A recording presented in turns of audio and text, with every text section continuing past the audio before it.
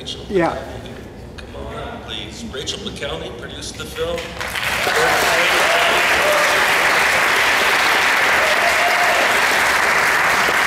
are so many people to thank. I could spend the rest of, I'm going to spend the rest of my life thanking people.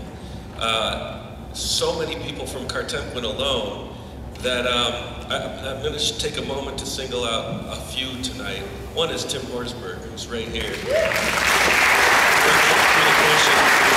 He just does an amazing job getting the word out. Nothing is going to do more for this film than word of mouth. And you're now all official members of the Trials of Muhammad Ali outreach team. So I hope you'll help bring more people back in November 8th when it comes back.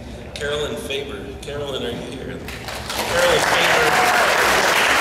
There's a trove of archival material in the film. As you see, Rachel dug up a lot of it. More on that later. Carolyn was relentless in pursuing clearing so much of the footage, which is just a quagmire that I'm so appreciative for your work on the film. Thank you, Carolyn. And Joshua Abrams. Where's Joshua? He did an amazing score for the film. And can't thank him enough. I had to just ultimately get the hell out of his way so he could work his magic and hard work. Thank you, Joshua. And so many more, but I do want to take time for your questions. And with Gordon and Rachel, I can't see anything, so let's stand up and go. Yeah, I gotta make a comment. On the way over, my 12-year-old and I normally aren't out this sleep. I told her a story about my dad walked me through one of the rooms I saw in your film to shake the hand of Muhammad Ali. I was about 3-4 years old at the time. I've seen a lot of films about Muhammad Ali, and I gotta tell you, this one felt like a peek into my soul. So I want to thank you for that.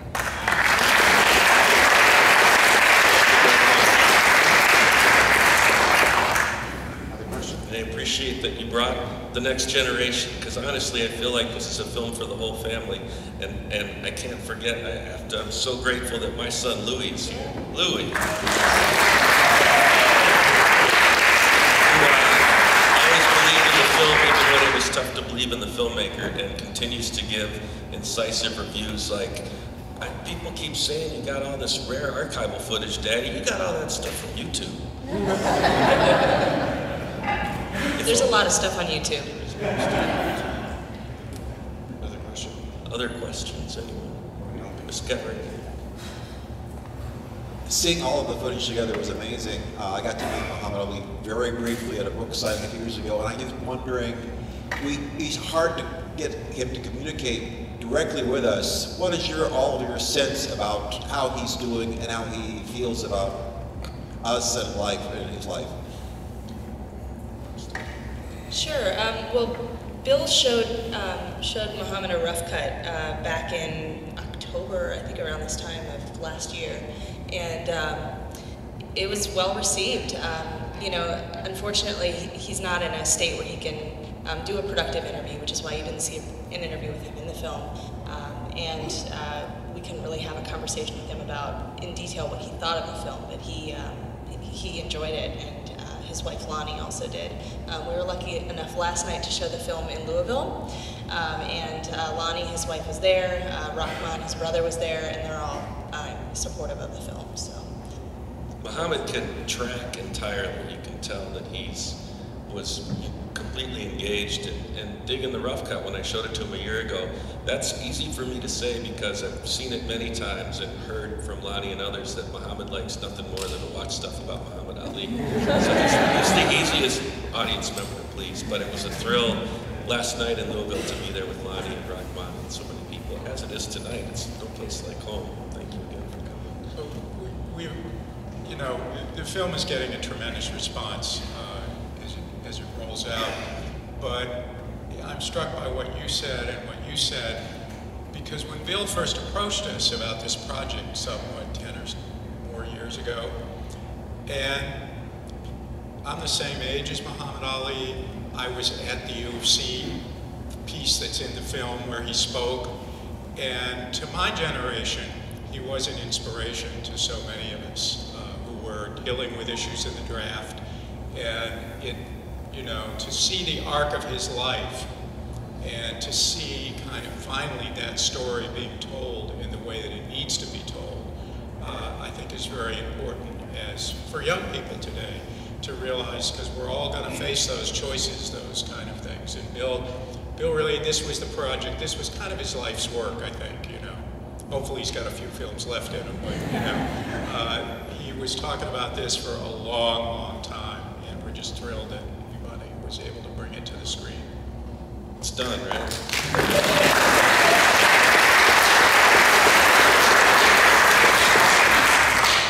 We've got time for just about one or two more questions. Anyone? Yeah,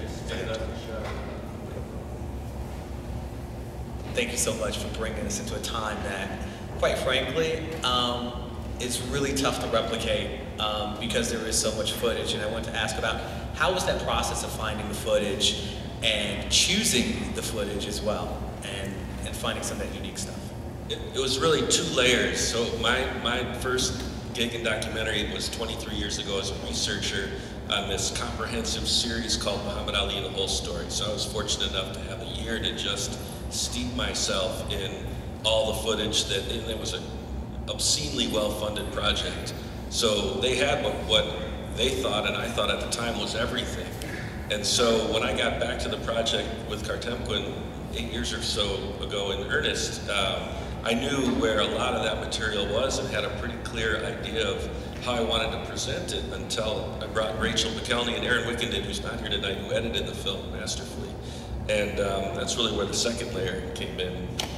Sure, the pile of Muhammad Ali footage and photos is endless. I mean, it seems like the more I dug, the more I found. It was just kind of this rabbit hole where I'd go somewhere and somebody would tell me about another archive and another archive and another archive or private collection.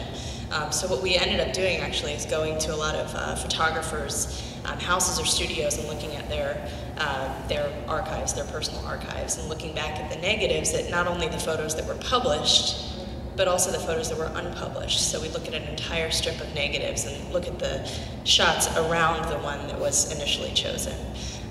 Some pretty magical moments in there. You know, as I say, I thought I had seen everything, but Rachel unearthed a number of nuggets, including the David Susskind clip that opens the film that I had never seen before. And in terms of putting it together, you know, if I'm militant about anything, it's story. Story, story, story. So there was a lot of great material that didn't work for the purposes of the story that we were trying to tell. That's really what comes first and foremost. But, you know, we had it was hard not to be paralyzed by the options and to just stay focused on putting together a comprehensible narrative, and hopefully that's how it turned out. We have time for maybe one more. Anyway. I have a question about the international, overseas, and you know, I think for a long time, and maybe still the most popular person in the whole world. And so I was thinking about what kind of information that you got from overseas, because there was a little bit on film, and so I'm hoping to hear maybe a little bit more. Including that global dimension of Ali was crucial, and ultimately I thought it was important to demonstrate that he was emerging as a global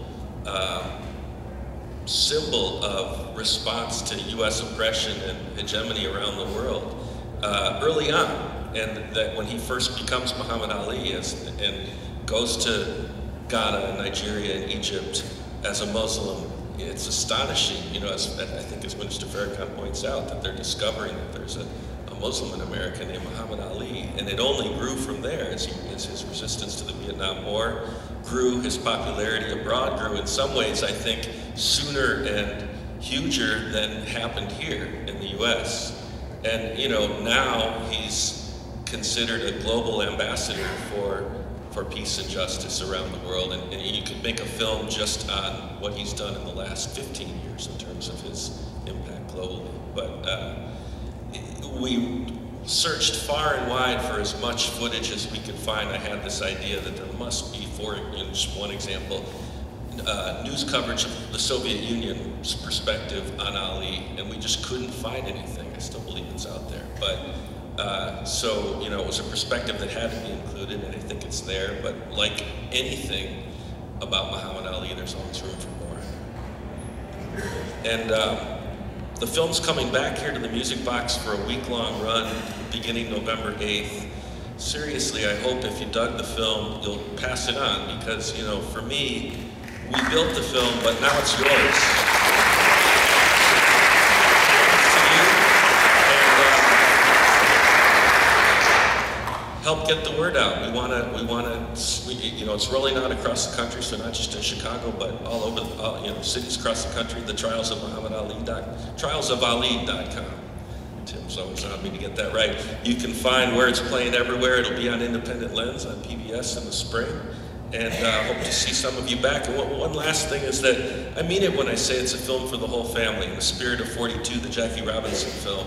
That this film, for me, it's built for the future. And you know, as Gordon said, we're confronted with many of the same challenges and questions about identity and faith and race relations and the United States' role in the rest of the world and our relationship to each other that Ali was challenging. And in a way, I think his story is a challenge to all of us to address those issues. And so it's built for engagement, and I hope you'll help us continue that engagement. Thank you very much for coming.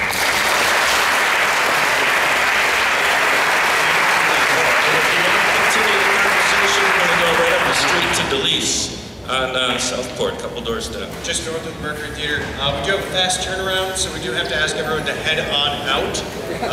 Thank you so much.